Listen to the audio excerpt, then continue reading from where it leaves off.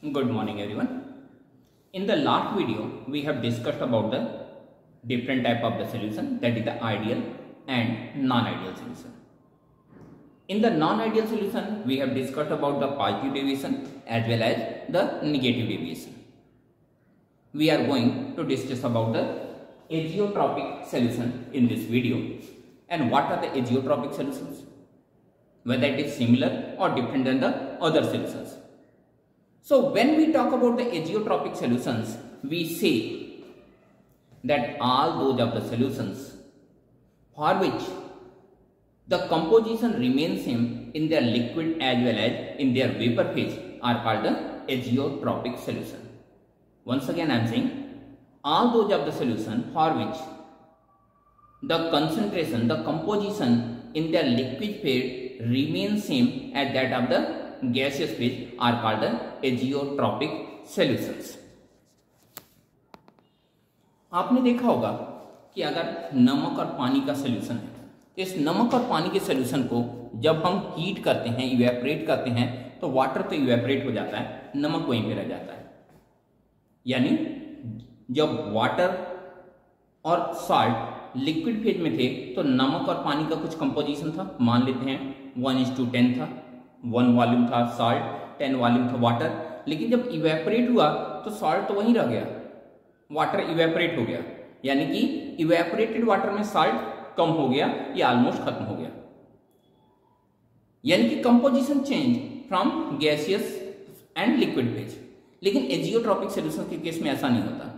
अगर कोई azeotropic solution है और उसका लिक्विड फेज में कंपोजिशन है 1:10, तो बॉयल करेंगे तो बॉयल होते समय भी क्या होगा, 1:10 के रेशियो में ही दोनों कंपोनेंट इवेपोरेट करेंगे, उसी रेशियो में वो गैसियस फॉर्म में कन्वर्ट होंगे, and that is called the azeotropic solutions.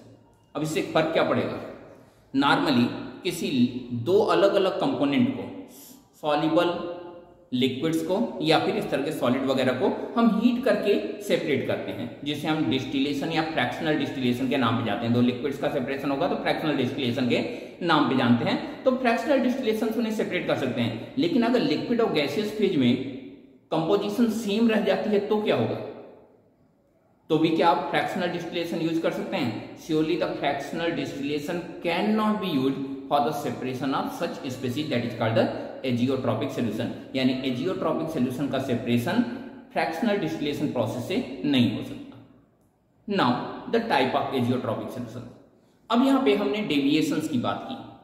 Non ideal solution में दो तरह के डेविएशंस की बात की. एक डेविएशन था पॉजिटिव डेविएशन और दूसरा था negative deviation.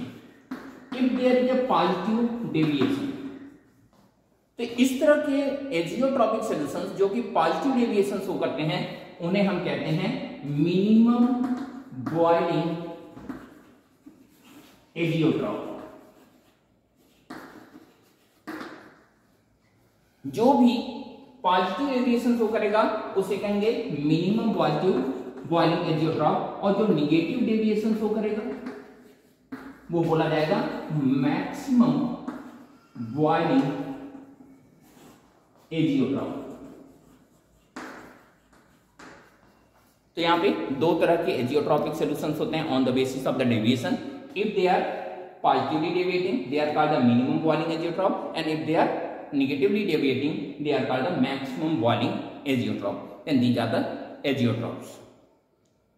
Now we are moving to the next topic, and the next topic is the elevation in boiling point. तो हम topic elevation in boiling point पढ़ने से पहले देखते हैं कि what is the boiling point. अगर हम एक प्रॉपर डिफिनीशन के थ्रू जाएं कि what is the boiling point, तो हम कहते हैं the temperature for any liquid at which the vapour pressure equals to atmospheric pressure is called the boiling. वो टेम्परेचर जिसपे लिक्विड का वेपर प्रेशर और एटमॉस्फेरिक प्रेशर सेम हो जाए, that is called the boiling point. अब यहाँ पे boiling point vapour pressure पे रिलेट करता है. क्या ऐसा होता है? फिजिक्स में आपने पढ़ा है कि it is difficult to cook at the higher altitude. क्यों? क्योंकि हायर एल्टीट्यूड पे एटमॉस्फेरिक प्रेशर कम हो जाता है और एटमॉस्फेरिक प्रेशर कम हो जाने की वजह से वहां पे बॉइलिंग पॉइंट कम हो जाता है. और अगर बॉइलिंग पॉइंट कम हो गया तो श्योरली कुकिंग जो होगा वो डिफिकल्ट हो जाएगा। यानी boiling point is dependent on the atmospheric pressure. या दूसरा एग्जांपल दें, प्रेशर कुकर। प्रेशर कुकर क्या होता है? एक क्लोज सिस्टम जिसके ऊपर एक वेट लगा रहता है जिसे हम नॉर्मली सीटी बोलते हैं। And in that close system when the heating takes place, the vapour formation also takes place, and that vapor formed inside the pressure cooker generates a pressure on the liquid surface। और अगर वो liquid surface पे pressure create करता है, it means उस liquid के लिए atmospheric pressure जो क्लोज सिस्टम के अंदर ही एटमॉस्फेयर उसके लिए डेवलप हो रहा है, that becomes greater, and because of the reason the boiling point in pressure cooker becomes greater and cooking in pressure cooker becomes easier. If you want to know whether the boiling point in the pressure cooker increases or not, मैं यूं ही कह रहा हूं या सच में ऐसा होता है, इसे अगर आपको देखना हो तो जब कुकिंग होती है, घर में सबके प्रेशर कुकर यूज होता है, आप लोग देख सकते हैं, जब कुकिंग होती है, कुकिंग के जस्ट बाद ज्यों ही फ्लेम से उतारा गया कंटेनर को, कुकर को, वहां पे क्या करिए, उस वेट को किसी भी इक्विपमेंट से उठा दीजिए, कोई स्पून वगैरह लगा के धीरे से उसे उठा दीजिए। उठाने के बाद क्या होगा? उठाने के बाद जो भी उसमें गैस होगा, जो भी वेपर होगा, वो रिलीज हो जाएगा। रिलीज होने के बाद अब आप उसे खोल सकते हैं। जब तक वो रिलीज नहीं होगा तब तक प्रेशर कुकर को खोलना पॉसिबल नहीं होता है। अब इसे खोल दीजिए। खोलते ही क्या होगा? जब खोलेंगे तो आप देखेंगे the material inside the pressure cooker is still boiling. अब ऐसा क्यों है? अगर चाय के कंटेनर को हम बर्नर ऑफ करते हैं तो बर्नर ऑफ करते ही उसकी बॉइलिंग सस्पेंड कर जाती है, तो प्रेशर कुकर में बॉइलिंग सस्पेंड क्यों नहीं की? It is because inside the pressure cooker the boiling point was more than 100 degree Celsius. It was 105, 108, 110, something like that. And if the temperature was 110, the boiling point was 110, that means the temperature inside the pressure cooker was 110। तो तब तक वो material boil करता रहेगा जब तक कि वो टेम्परेचर डिक्रीज होकर फिर से 100 ना आ जाए। Because in the open pressure cooker the atmospheric pressure is the general atmospheric pressure 1 atm pressure. Inside the pressure it was greater, but after opening the pressure cooker that becomes equal to the atmospheric pressure, and that is the reason why the material inside the pressure cooker remain boiling even after opening the pressure cooker. Now see the next topic. Whatever we are studying, that is the elevation in boiling point. हम देख रहे हैं why the elevation in boiling point takes place. क्या elevation in boiling point होता है या नहीं होता है? अगर हम डेली लाइफ एग्जांपल्स में देखें, चाय बनाते हैं, चाय का पानी जब बॉयल कर रहा हो उसमें 1 स्पून शुगर डाल दीजिए। शुगर तो डालना ही होता है। बॉइल्ड वाटर में डालिए। बॉइल्ड वाटर में डालते क्या होगा? इमीडिएटली बॉइलिंग सस्पेंड हो जाती है। भले वो कुछ सेकंड के लिए ही हो, लेकिन सस्पेंड हो जाती है। Why? Because after adding the solute the boiling point get elevated. अगर वो वाटर है 100 डिग्री सेल्सियस पर बॉयल करता है तो शुगर के ऐड करते ही उसका boiling point 100.1, 101, 102 something like that हो गया, यानी मोर देन 100 हो गया। और ये बॉइलिंग कब तक सस्पेंड रहेगा? जब तक कि उस लिक्विड का टेम्परेचर 101 और जितना भी एलिवेट हुआ है उतना टेम्परेचर ना पहुंच जाए तब तक बॉइलिंग नहीं होगा। लेकिन ऐसा होता क्यों है? सी, we have already discussed that what is the boiling point. Boiling point is the temperature when the vapor pressure equals to the atmospheric pressure. तो मान लेते हैं this is the vapor pressure of any liquid. We are taking water and this is the atmospheric pressure 1 atm pressure. अब आप इसे heat करेंगे, heat करने के साथ क्या होगा? लिक्विड वेपर प्रेशर बढ़ने लगेगा।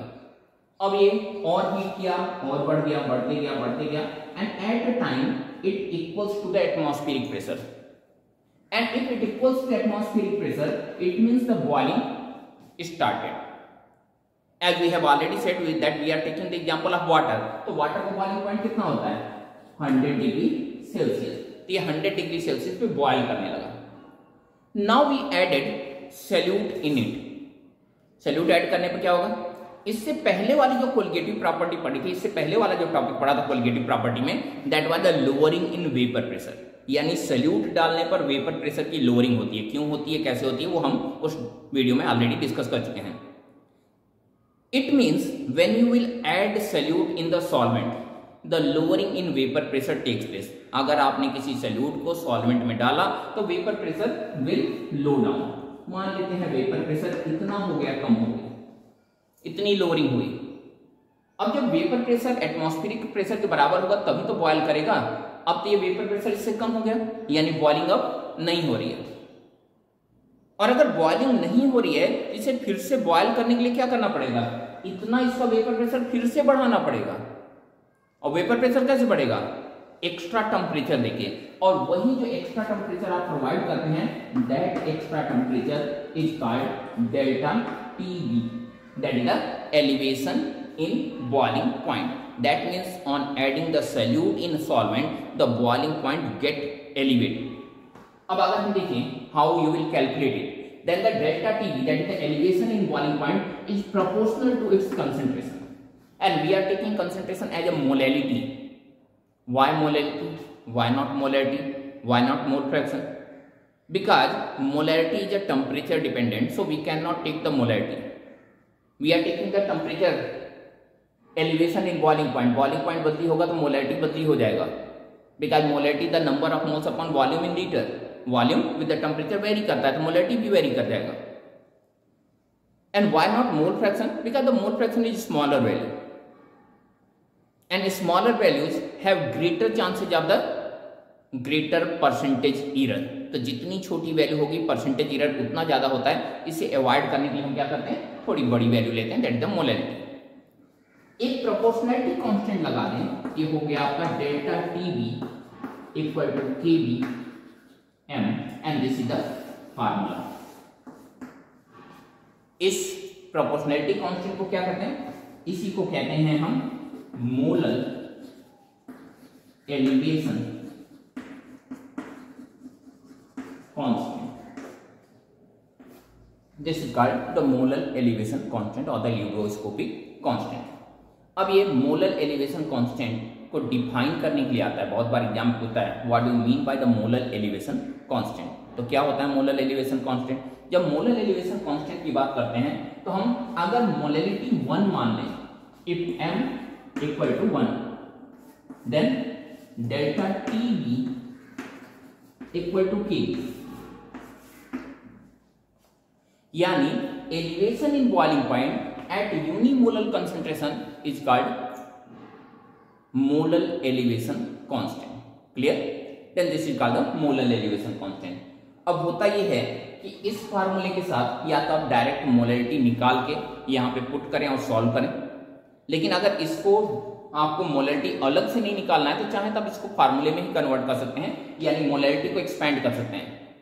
तो आप लिख सकते हैं that delta TB equal to K. अब मोलैरिटी क्या होती है, molarity the number of moles of solute upon mass of solvent in kg. और नंबर ऑफ मोल्स क्या होते हैं, number of moles mean given mass by molar mass. Solute के लिए ले रहे हैं तो given mass of solute W2 by molecular mass of solute M2। The number of moles upon mass of solvent W1 in KG. अगर हम इसे ग्राम में लें तो केजी में कन्वर्ट करने के लिए हम इसको 1000 से डिवाइड कर देते हैं। Then this is the perfect relation for finding the elevation in boiling point. जो जनरल गलतियां आप लोग करते हैं, नॉर्मली जब आपको बॉइलिंग पॉइंट फाइंड करने के लिए आता है तो आप करते क्या है, आप बॉइलिंग पॉइंट फाइंड नहीं करते बल्कि elevation in boiling point find करके छोड़ देते हैं। ये क्या है, इतना बॉइलिंग पॉइंट से टेम्परेचर बढ़ गया, यानी जो भी आपको डेल्टा टीबी की वैल्यू आएगी वो एक्चुअल यानी सॉल्वेंट के बॉइलिंग पॉइंट में ऐड करने पे ही आंसर मिलता है। यहाँ पे ये टर्म्स क्या है, यहाँ पे W2 है मास ऑफ सोल्यूट, W1 है मास ऑफ सॉल्वेंट, M2 है मॉलिक्यूलर मास ऑफ सोल्यूट। केबी के बारे में हम लोग आप ऊपर ही लिख चुके हैं, molar elevation constant. Then these are the values. हम एक क्वेश्चन करके देखने की कोशिश कर रहे हैं that how to use this formula.